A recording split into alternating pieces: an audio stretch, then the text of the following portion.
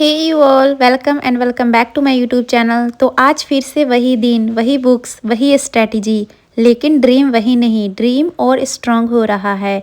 मैं फिर से पॉलिटी और इकोनॉमिक्स के साथ अपना स्टडी सेशन स्टार्ट कर रही हूँ।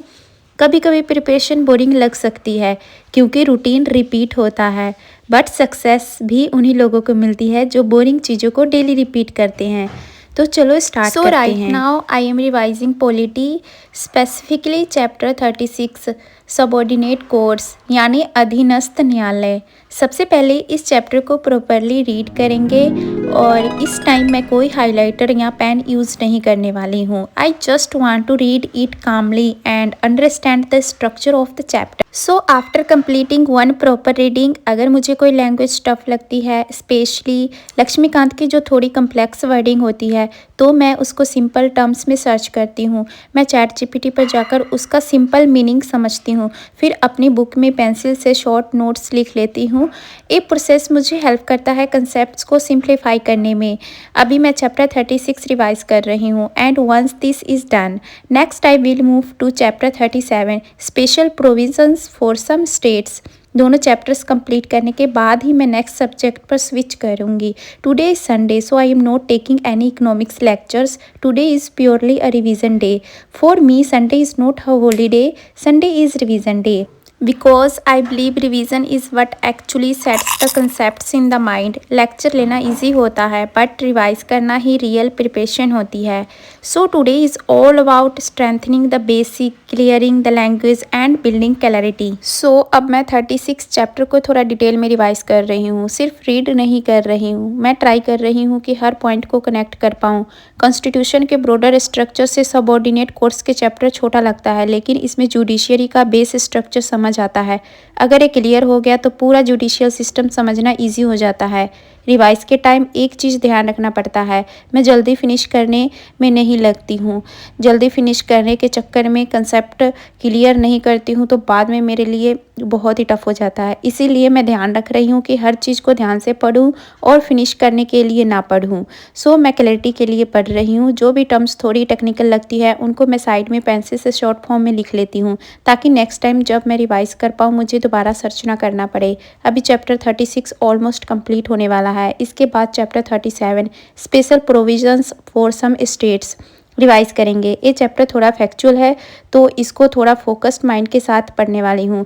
ट्राई करती हूँ कि हर आर्टिकल नंबर के साथ एक कीवर्ड कनेक्ट हो जाए ताकि एग्ज़ाम में याद करना इजी हो। जैसे मैंने बोला, Sunday is not a holiday, Sunday is a revision day. मुझे लगता है अगर हम वीक में एक दिन सिर्फ रिवीजन को डेडिकेट करें तो बैकलॉग बिल्ड नहीं होता। लेक्चर लेना प्रोग्रेस लगता है, लेकिन रिवीजन ही रियल प्रोग्रेस होती है। 36 चैप्टर सबऑर्डिनेट कोर्ट्स वाला, इसमें बेसिकली ये बताया गया है कि हाई कोर्ट्स के नीचे जो लोअर कोर्ट्स होते हैं उनका स्ट्रक्चर क्या होता है और उनकी अपॉइंटमेंट प्रोसेस कैसे होती है।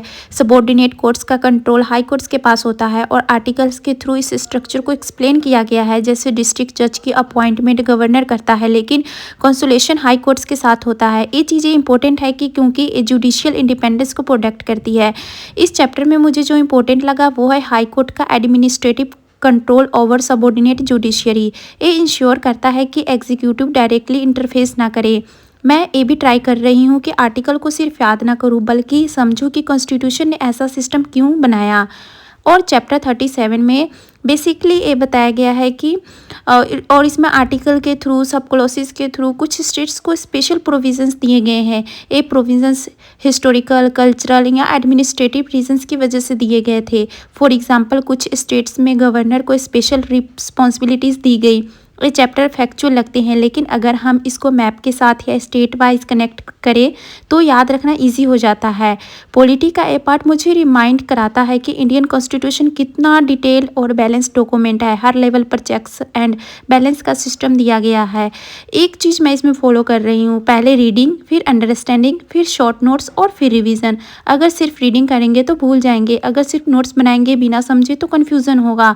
लेकिन जब अंडरस्टैंडिंग के साथ रिविज़न होता है तब कंसेप्ट परमानेंटली माइंड में सेटल हो जाता है। So since today is Sunday, I am focusing only on strengthening what I already studied. So no new lecture, no overload, just clarity, consolidation and confidence building. So after completing my polity revision, I am now shifting to economics. आज मैं कोई new lectures नहीं ले रही हूँ, जो कि मैंने पहले बता दिया. आई am revising my economics notes. मैं स्पेशली अपने हैंड रिटन नोट्स रिवाइज कर रही हूँ, स्पेशली डेफिनेशन की concepts and graphs. Because economics में क्लैरिटी तब आती है जब आप कंसेप्ट को लॉजिकली समझते हो, जैसे डिमांड सप्लाई हो, इन्फ्लेशन हो या फिस्कल पॉलिसी. अगर आप सिर्फ थ्योरी पढ़ो तो वो बोरिंग लग सकता है, और लेकिन जब आप उसको रियल लाइफ एग्जांपल से कनेक्ट करते हो तो सब्जेक्ट इंटरेस्टिंग हो जाता है. आज का फोकस सिर्फ कंसोलिडेशन पर नहीं, जो पढ़ा है उसको स्ट्रॉन्ग बनाना है. Because I believe revision builds confidence. Polity ने मुझे सिस्टम समझाया और इकोनॉमिक्स मुझे सिस्टम का फंक्शनिंग समझा रहा है.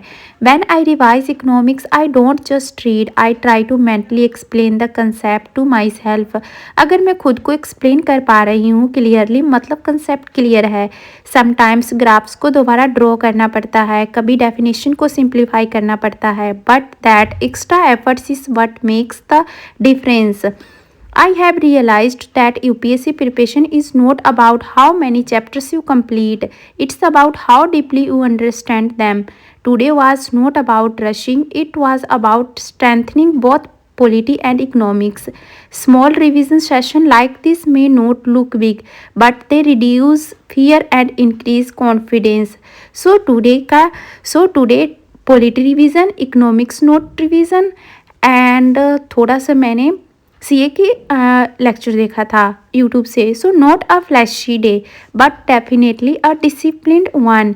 Step by step, chapter by chapter, I am building my foundation for UPSC 2027. So that's it for today's study session. आज का दिन सिंपल था. Polity revision, economics notes revision, nothing extraordinary, just consistency. So but I have understood one thing in this journey. Success does not come from one big day, it comes from small efforts repeated every single day. So हर दिन थोड़ा सा पढ़ना, थोड़ा सा improve करना है. चलो बाय.